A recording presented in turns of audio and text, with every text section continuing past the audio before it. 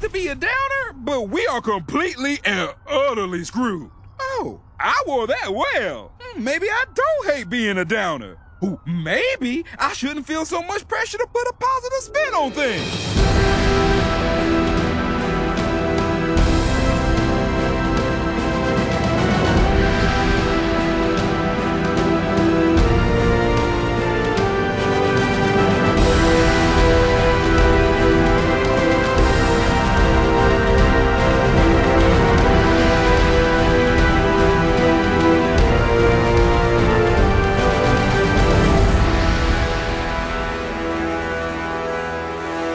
Happy Pride Month, Gothamites. Welcome to another episode of the Arkham Sessions. My name is Brian Ward. With me, as always, the psychologist to the superheroes, superheroines, and supervillains of Gotham City and beyond. She's Dr. Drea Letamendi. Hello, Drea. Hi, Brian. It's nice to be here with you. Nice to be here with you. Always a pleasure, especially when we get to talk about something. Don't act so surprised. What? Why? Oh, that it's you a pleasure? You seem a little surprised. Oh, you know, I just assume no one really cares if they're here with me. So, well, I do. I appreciate that. I'm also really glad that folks are joining us and listening to the show. It can be really heavy and overwhelming right now. We hope to bring some levity, some lightheartedness, a little bit of psychology, a little bit of mental health, and I don't want to say shenanigans, but the show we're covering has some shenanigans. So a little bit of shenanigans. And as you've said before, you'll shenan once. I won't shenan again. But you won't shenan again. But just the one time. But truly, it's a way for us to just spend a little bit of time with each other, take a breath, hopefully learn something, but definitely be entertained. Yep. And I'm just very grateful that we have a community and that, I know folks are doing the best they can to just be present and work as hard as they're working. And if you need a break, maybe that's what we're a part of. So thank you so much for inviting us into your cars, your homes, the streets, wherever it is you listen to us. Very cool. Also, we have a pretty important announcement that we'll be making at the end of the show, everyone. So stick around. But it specifically relates to the top 3 choices as decided by our Discord for what we're going to cover next. Sure. And if you're a Discord member, it's not really going to be a surprise. So. Right. Because they came in and sort of blew all the competition out of the water. There were 3 very distinct choices. Yes, it's overwhelmingly clear. Before we talk about that later on, just as a reminder for folks, why don't you tell them what the 5 original semi-finalists were? Yes. So we had a poll on Discord to ask everyone what we should cover for the next season of the Arkham Sessions.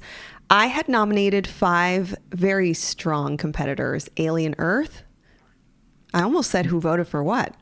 Oh, yeah, I'm not going to say the results. Don't do that. Alien Earth on FX, Gargoyles on Disney+, Andor on Disney+, Ironheart on Disney+, X-Men the Animated Series Season 2, the OG, also Disney+. This is not an endorsement for Disney+. Very Disney Plus heavy lineup there. Okay. It is what it is.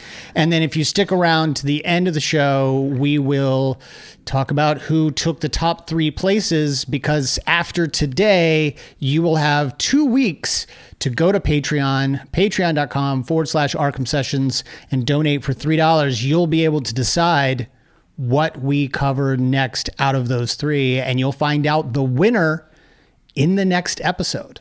So I am very excited. I think, though, we should probably just jump right in to Harley Quinn. It's the penultimate episode of season 1, not available on Disney Plus, available on Max. Soon to be HBO Max. Soon to be HBO. Yeah, it's going back. They know where their bread is buttered. This one's called The Devil's Snare. Drea, where were we in the last episode? We rescued Poison Ivy from the clutches of Scarecrow and his henchmen. She managed to escape, but we found out that Poison Ivy is her deepest fear. And we found out why. We basically found out that Ivy is terrified of sort of giving herself over 100% to people who will inevitably end up burning her in the end. It's a fear that a lot of people have. I wouldn't blame anyone. And Harley has to very slowly earn her way back into the trust and good graces of Poison Ivy, but they don't have time for that because they're still a battling. There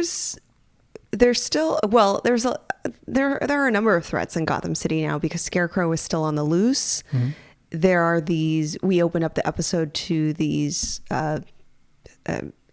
anthropomorphized trees who are attacking everybody in the park. Which you think would be fine because you got Poison Ivy on your side. She's unable to subdue them. And is that because she was experimented on by Scarecrow? Or is that because these are not... Are you asking me? Yeah, no, I really don't know. No, it's revealed later on why she can't. Oh, I may have missed that. Okay. Oh, okay. All right. But yeah. She can't. She's basically powerless against these very horrible trees that are terrorizing the park and its citizens. We have the Justice League, not necessarily a threat, but the Justice League shows up, and the counterpart threat with them is the return of Queen of Fables. I almost called her Queen of Hearts. Yes. She's a little forgettable. Definitely not. Queen of Fables. Queen of Fables. And she has teamed up with the Joker. And she is the reason for the trees because they are fairy tale trees. Oh, right. And therefore cannot be controlled by Ivy. Yes. There's a number of manifestations that are more fantastical, illusionary. So Poison Ivy can't really connect to these dream state beings, even though they're shaped like trees. Yeah. Yeah, I sort of miss that. I think like stepping back a little bit and talking about where we're at with this season of Harley Quinn, while there have been some really strong episodes that highlight the dynamic of the relationships, especially between Poison Ivy and Harley and the Joker, and even a little bit of Batman sprinkled in, and the Commissioner and Gordon sprinkled in. I'm finding a little bit of a repetitive theme here, or just a sense that, I get that they want to just show the crew facing off against these terrors and various antagonists, these folks, the Legion of Doom and all these people that could create good stories. But I think it just feels lacking now. Like, where is this all? We're only a supposed to be couple of going? episodes away from the last Queen of Fables episode, and now she's already back exacting revenge. As we all know, Ivy made the choice not to kill her in the one episode, and now that has come back to haunt them as Queen of Fables has teamed up with the Joker. If anything, I am more tired of the Joker. I am very tired of the constant barrage of this really comes back to him. And I have been told by a good number of people that seasons 2 and beyond are much better in that regard, and that they're very strong episodes and very strong seasons. I'm just dying to get away from the Joker for a little bit. The fact that the majority of this episode went by and we didn't even know the Joker was behind much of this. We should say that the Legion of Doom was believed to be behind it because we found that they were sort of financing Scarecrow's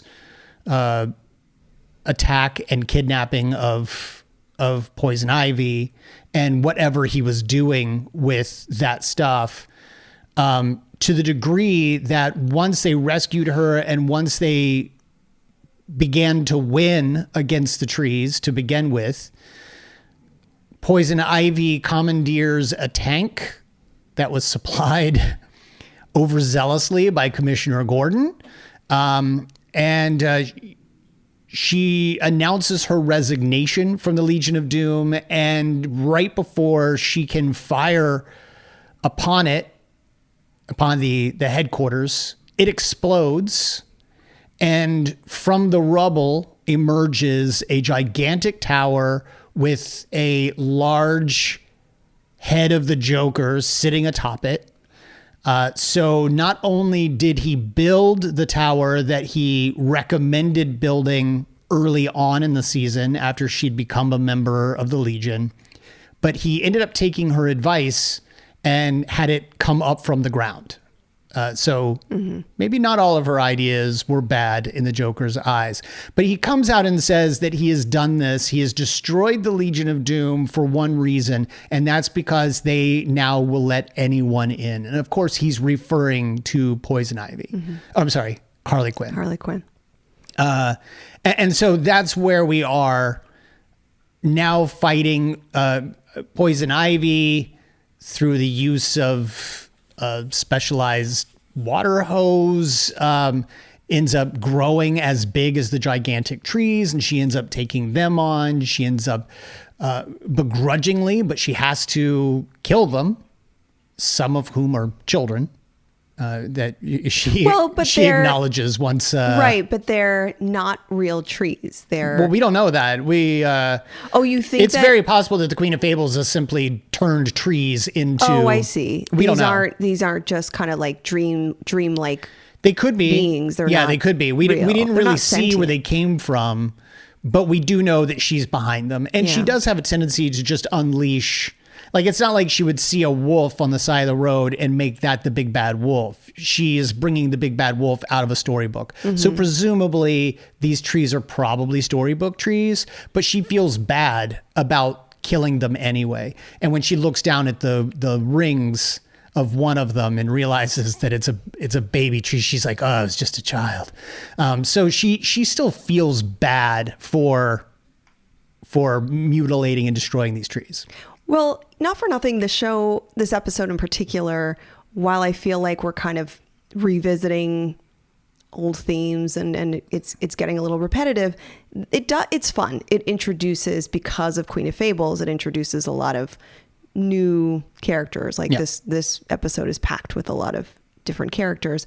One of them, well, many of them are from fairy tales, but one of them is the giant from Jack and the Beanstalk. Yes. And that was fun. But did you notice that he's a redhead? Well, did you notice that the giant in Jack and the Beanstalk is often presented as a redhead? If I'm not mistaken. I think I've seen other animated movies or other films where they have given him sort of a tuft of reddish hair. Now, I know the Disney one was a black hair, right? I think he had black hair and a beard. You mean the one with Mickey? Yeah. I think, if I remember correctly, and maybe sort of a reddish nose. Are you looking it up? I am looking it up right now because I remember the giant as being redheaded in that, but I'm looking it up right now. He may have been redheaded, but I thought he had black hair. Oh my.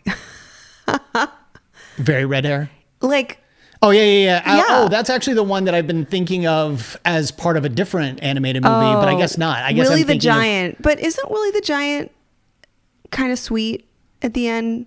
Like, he has a temper, but no, am I misremembering? Aren't they always... And when you say sweet, if you're just saying oafish, like simple, that's what simple, dumb, ogreish giant that turns out to be a kind of character, then that also tracks for a redhead. There are also, why are there Christmas Carol ornaments for this character? What is happening? Oh, that is so. Oh, is he also the Ghost of Christmas Past in the animated Mickey A Christmas Carol? He's in a set of toys for Mickey's Christmas Carol, and he's one of 3 action figures for the ghosts. Anyone who is not able to see this on YouTube, my gosh. And it's that's exactly it's out of what he stock. looks like. But I was going to buy it for you, Brian, but they're all out of stock. Apparently, this is a very exclusive, I'm willing to difficult bet get because of the fact that he's a redhead and because he looks like that, I'm willing to bet that they never even stocked it to begin with. They're like, no one's going to buy this. No, but it's a set of 3. So it's Jiminy Cricket, Oh. Willie the Giant, and then the wolf. He's not a wolf. He's a character that is often the antagonist to Mickey, like big wolf guy.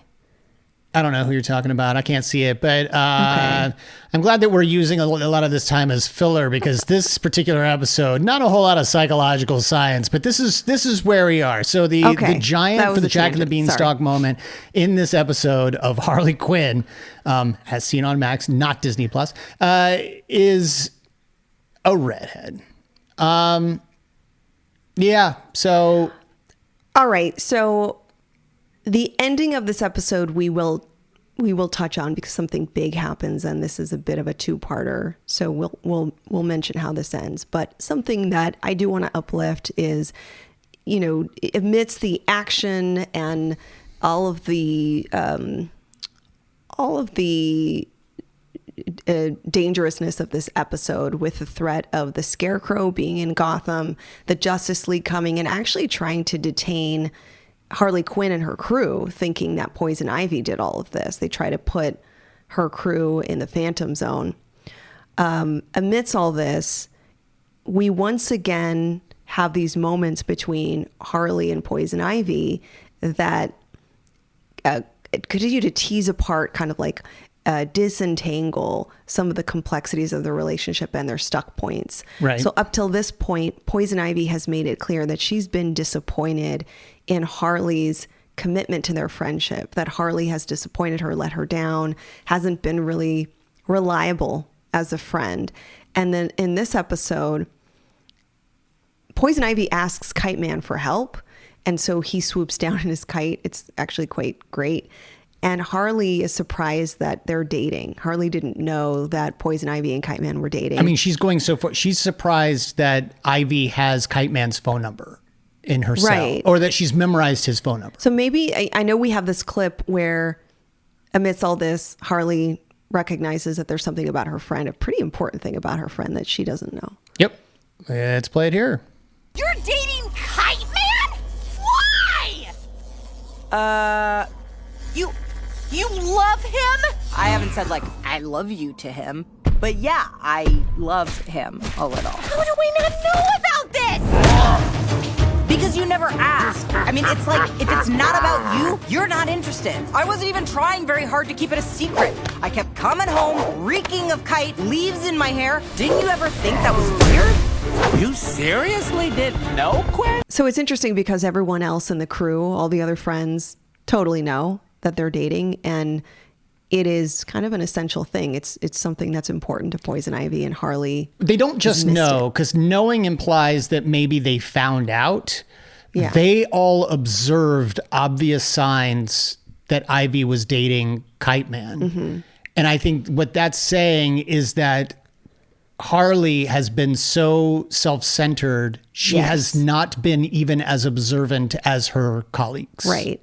Ostensibly colleagues who themselves are flighty and have, their own flaws and aren't exactly the best of friends, but Also don't care. They don't necessarily Yeah. care if Ivy is dating someone. Whereas as Ivy's best friend, Harley should absolutely care and be aware Right. and notice. right. Yeah. So it made me wonder about the level of narcissism that Harley may have just in terms of her personality traits.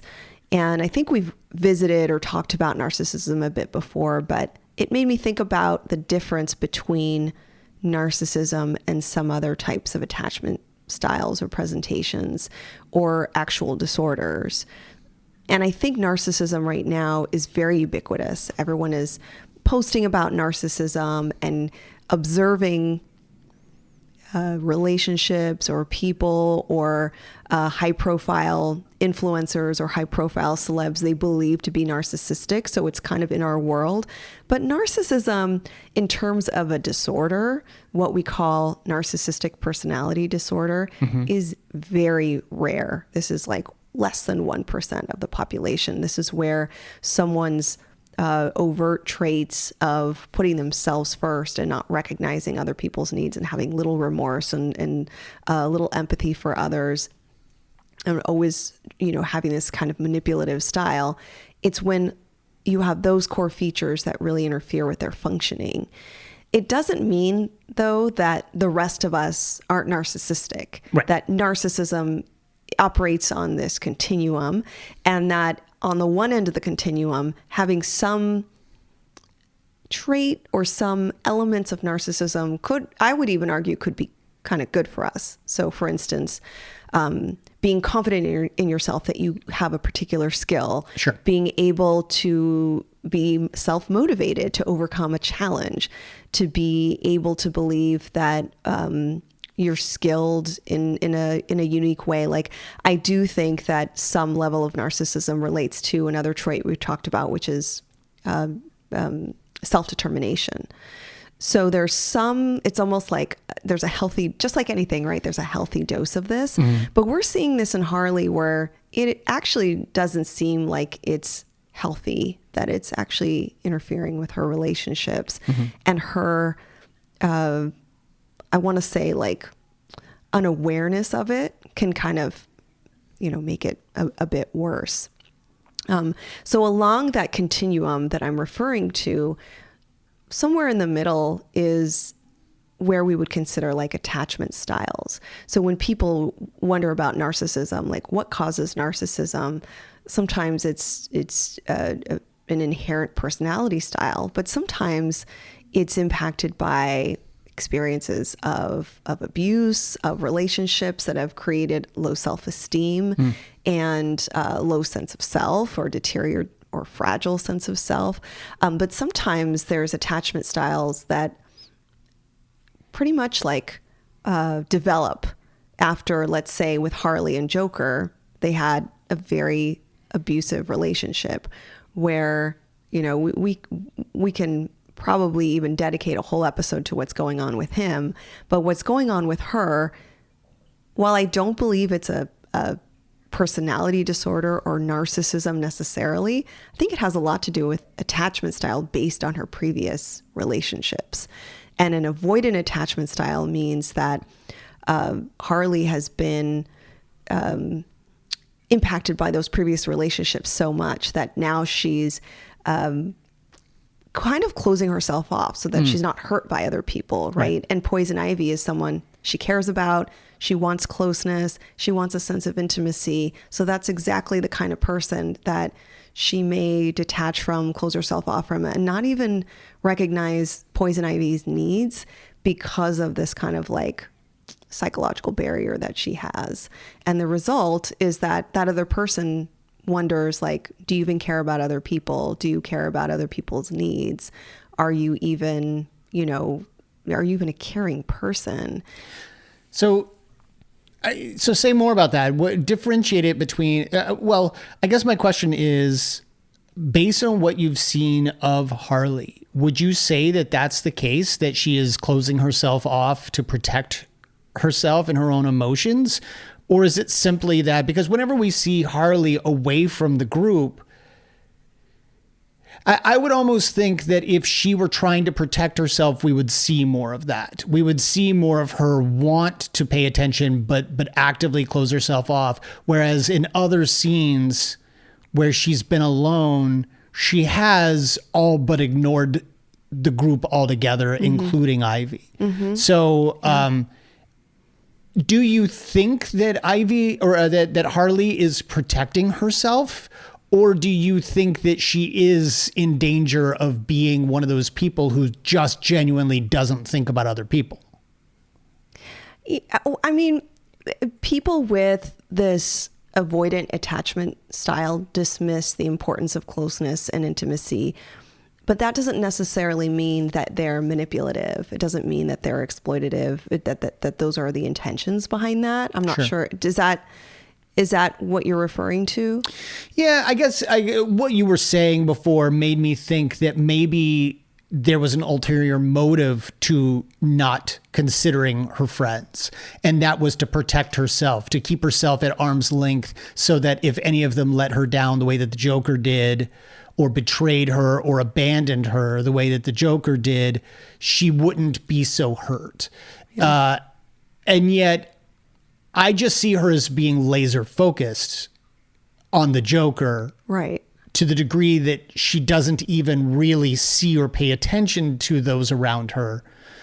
And so I find myself wondering if she's so laser focused on another initiative, do you really think she's guarding her heart?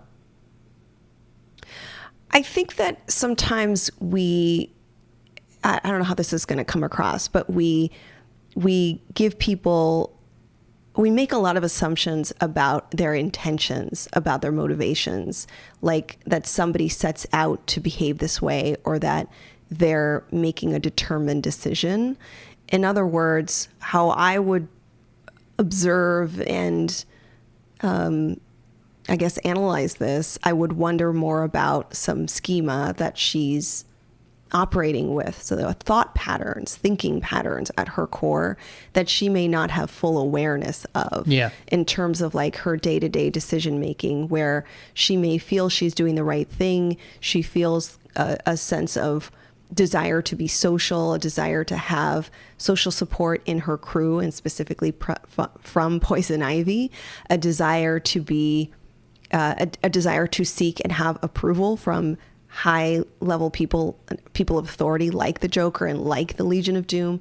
But I guess answering your question directly, I'm not sure that it's in her consciousness, like an awareness that she's neglecting Poison Ivy in this way, that she's not tuning into Poison Ivy's needs. Yeah, because even when they have those conversations, Harley is taken off guard and was like, what do you mean I betrayed you? I was doing it for this. Totally I did this. And Yeah. And I think like the reason I'm making this distinction about individuals with this extreme version of narcissism, and then other people with maybe some levels of self-centered thinking and history of abuse, history of trauma that keeps them from really recognizing the needs of other people. It's because a lot of us have these people in our lives. Like the Harley Quinn version, a lot of us have that in our lives. I think everyone can point to someone they can think of in their life who isn't checking in on them, or may have missed a glaring clue that their friend is not doing well, or their friend may not be doing well. And they wonder, why is this person not thinking about me right now? Or why is this person focused on other things that are so trivial, or focused on their own situation and not on mine? Mm-hmm. And I want to normalize that a little bit, because those feelings are valid, and it's a real sense of rupture in a relationship when we feel that way, especially if we feel that that person consistently lets us down that way and consistently isn't thinking about our needs and when we're not okay. And yet it's a perspective taking, because I think as we both are saying, Harley isn't intentionally, I don't believe Harley is sitting there thinking like, oh no, I've got to really protect myself. I can't be as close and as connected to my friend. Mm-hmm. It's more of a schema that's operating, where patterns of thinking and behavior are driven by what has helped and what has hurt in the past. Right. So it almost becomes a natural way of being, something that is almost muscle memory that people may not even be aware of. And this is why people go to therapy, because they may need someone, a third party, an objective figure, to say, hey, I'm noticing these patterns. Yeah. Are you noticing these patterns? Yeah. And the person a lot of times will say, oh, I'm not noticing these patterns, because I'm just kind of, when you're in the middle of it, you may not recognize it. I'm thinking about, and I think it's funny that you brought up the narcissism, because I'm thinking specifically about that clip that has run around. There was a show that you were watching, the couples therapy show, where there was the real couples therapist Yes. and the real sessions. And there's the one classic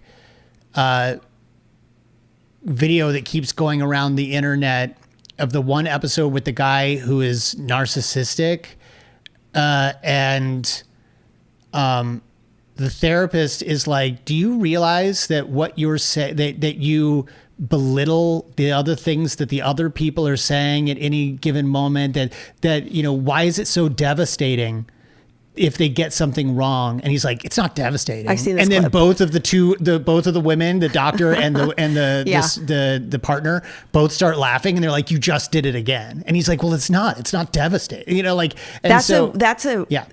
perfect clip to emphasize. Now, I don't know if he has narcissism, Right. but that's a perfect clip to emphasize just the lack of self-reflection and introspection that some people have. And that's okay. That's why they're in therapy. That's why you need a therapist to say, like, wait, hold on. Do you realize what it is Yeah. that you're doing in this very moment? Yeah, she's noticing the pattern, and he continues to dismiss it, which is precisely why he's there to begin with. And so that's what's happening with Harley, where Poison Ivy is saying, hey, you are not tuning in to what's going on with me. And Harley continues to be somewhat, lacking that reflective and perspective taking stance on it. And even to some degree, doubling down on like, well, but I rescued you. Yeah. I've been out here helping you. I've looked like I'm every day is catastrophe because Yeah. we're constantly fighting. We're constantly defending our turf. We're constantly trying to get into the Legion of Doom. But amidst all that noise, she's not actually paying attention to her friend. Right.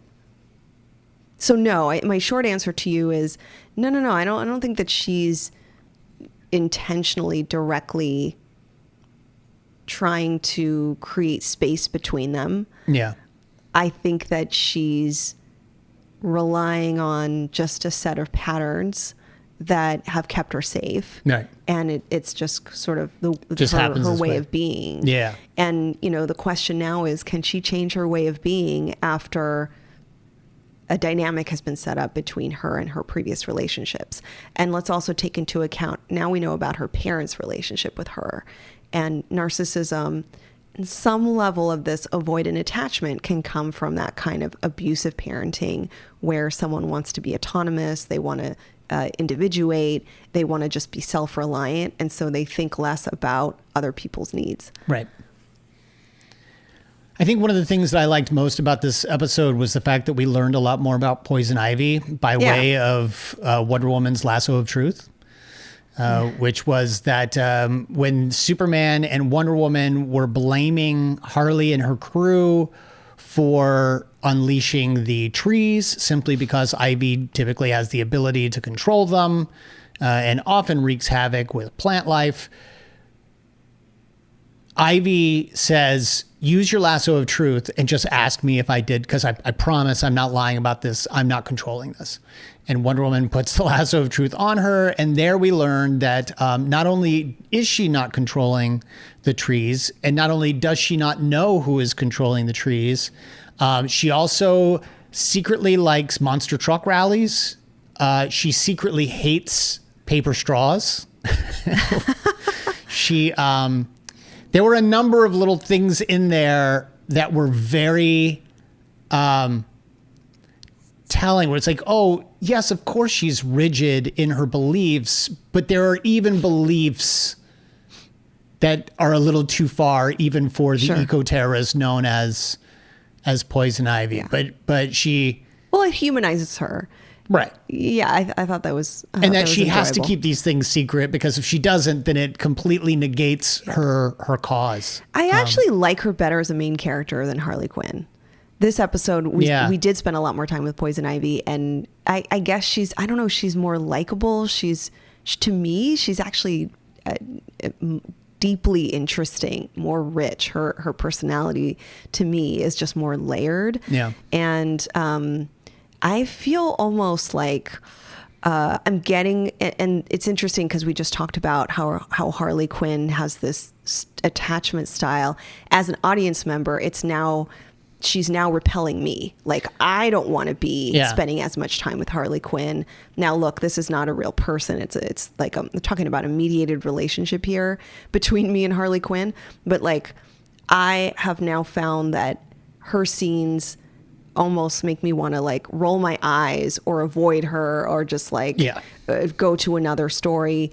And I think that if I were to be extra analytical about this, I'd say that in real life, if she were a real person, that's what would happen to other people in her life. They would avoid her. They would find her to be toxic. They would roll their eyes about how much she goes back in these patterns. And so, like, in a way, she's become a very realistic character. Yeah. And I would say Ivy is being positioned as a flip side of the coin. Sure. Where she too has typically cut herself off from society. She tends to detach herself from human beings because of how horrible we are as a culture. She has a tendency to be a loner. She has a tendency to do things that could be perceived as absolutely horrible because she has a cause. But then when you actually boil it down, she's kind of an interesting person. Yeah. The more we boil down into Harley, and by the way, I'll never forgive anyone for Harley Ivy, just the two Y's, I guess, that are just, they just confuse me.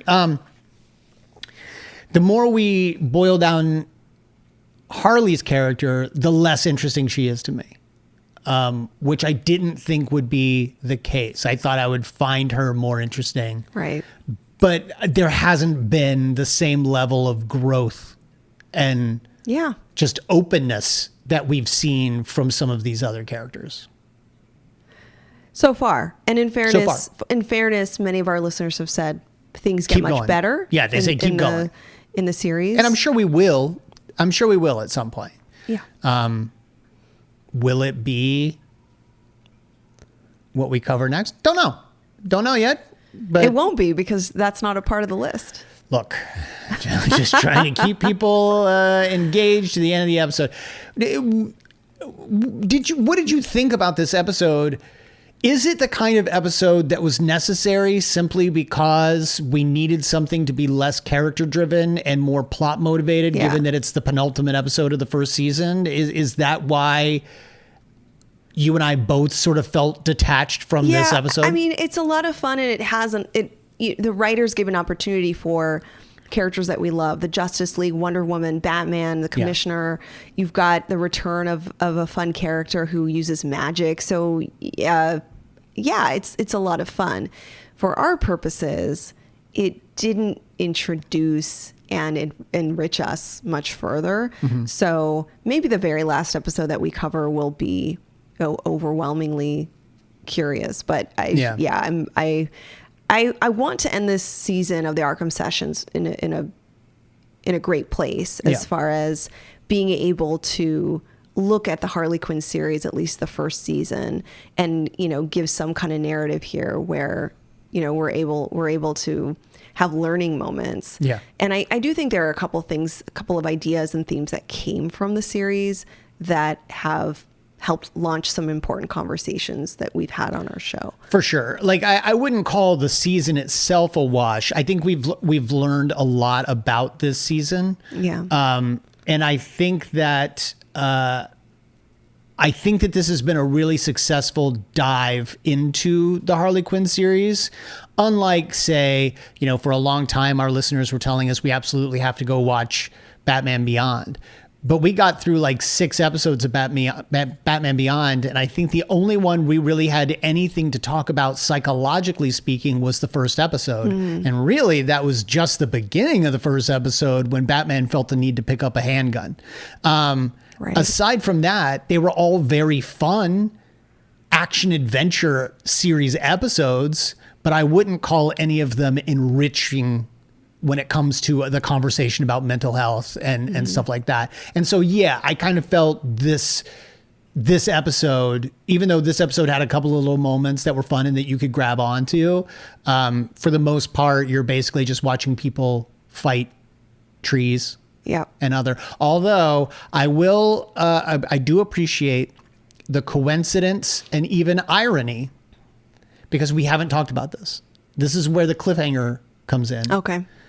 As the giant Poison Ivy has defeated the trees, she picks up little Harley, and the two of them have their moment of reconciliation, and they begin to laugh together when suddenly a gigantic bolt goes through Ivy's chest, and as she's gushing green blood, she shrinks down to normal level, and we believe that we have lost Poison Ivy, that she has been killed.